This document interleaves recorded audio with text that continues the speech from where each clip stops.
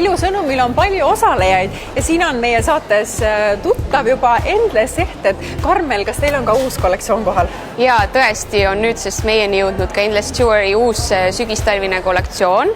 Ning kui muidu on Endlessil ligi 15 erineva värvusega nahkpaela, siis nüüdsest on lisandunud ka uudse lahendusega 3-kordsed nahkpaelad. Uuest kollektsioonist leidub siis uusi erinevaid amulette, mis on kaunistatud säravate tsirkoonidega ning lisaks huvitavate mustritega.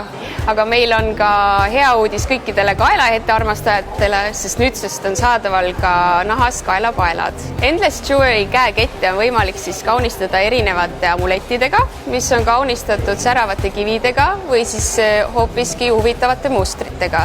Lisaks leidub ka erinevate poolvääriskividega amulette ja osad on kaetud emailiga. No mitte kellegile jää märkamata, et Jennifer Lopez on selle Endlessi reklaamnägu.